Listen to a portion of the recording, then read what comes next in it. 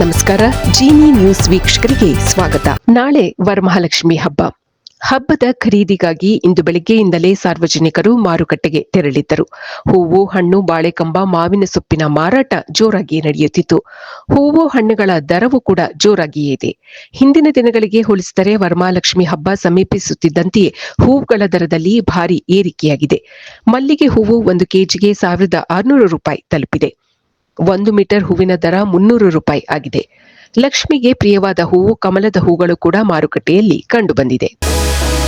ಮತಕಳ್ಳತನಕ್ಕೆ ಸಂಬಂಧಿಸಿದಂತೆ ರಾಹುಲ್ ಗಾಂಧಿ ಸ್ಫೋಟಕ ಸಾಕ್ಷ್ಯ ಬಿಡುಗಡೆ ಮಾಡಿದ್ದಾರೆ. ಬೆಂಗಳೂರಿನ ಮಹದೇವಪುರದಲ್ಲೂ ನಡೆದಿದ್ದಂತೆ ಮತಕಳ್ಳತನ. ಒಂದೇ ವಿಳಾಸದಲ್ಲಿ 10,000 ಮತಗಳು ಇದೆ ಎಂದು ರಾಹುಲ್ ಗಾಂಧಿ ಆರೋಪಿಸಿದ್ದಾರೆ. ಫೋಟೋ ಇಲ್ಲದ್ದು 4,000 ಮತಗಳು ಮಹದೇವಪುರದಲ್ಲಿ ಕಂಡುಬಂದಿದೆ ಎಂದಿದ್ದಾರೆ ರಾಹುಲ್ ಗಾಂಧಿ.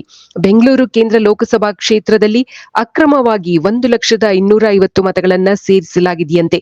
ಈ ಕುರಿತು ನಾಳೆ ಬೆಂಗಳೂರಿನಲ್ಲಿ ರಾಹುಲ್ ಗಾಂಧಿ ಬೃಹತ್ ಪ್ರತಿಭಟನೆ ನಡೆಸಲಿದ್ದಾರೆ.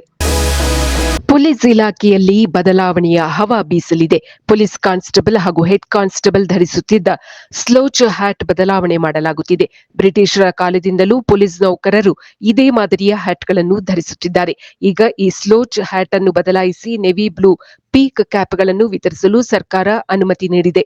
ಕ್ಯಾಪ್ ಖರೀದಿಗೆ ಟೆಂಡರ್ ಕರೆಯಲಾಗಿದ್ದು, ಕ್ಯಾಪ್ ಮಾದರಿ ಸಿದ್ಧಪಡಿಸಲು ಇಂದು ಕೆಎಸ್ಆರ್ಪಿ ಎಡಿಜಿಪಿ ಅಧ್ಯಕ್ಷತೆಯಲ್ಲಿ ಸಭೆ ನಡೆದಿದೆ.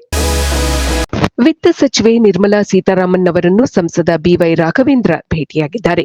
ನಬಾರ್ಡ್ನಲ್ಲಿ ಬಾಕಿ ಇರುವ ಸಹಾಯಧನವನ್ನು ಅಡಿಕೆ ಬೆಳೆಗಾರರಿಗೆ ಬಿಡುಗಡೆ ಮಾಡುವಂತೆ ಅವರು ಮನವಿ ಸಲ್ಲಿಸಿದ್ದಾರೆ. ಇದರ ಜೊತೆಗೆ ಪ್ರಸಾದ್ ಯೋಜನೆಯಡಿಯಲ್ಲಿ ಕೊಲ್ಲೂರು ಮೂಕಾಂಬಿಕಾ ದೇವಸ್ಥಾನವನ್ನು ಅಭಿವೃದ್ಧಿಪಡಿಸುವಂತೆಯೂ ಸಚಿವೆ ನಿರ್ಮಲಾ ಸೀತಾರಾಮನ್ ಅವರಿಗೆ ಮನವಿ ಪತ್ರ ನೀಡಿದ್ದಾರೆ ಬಿವೈ ರಾಘವೇಂದ್ರ.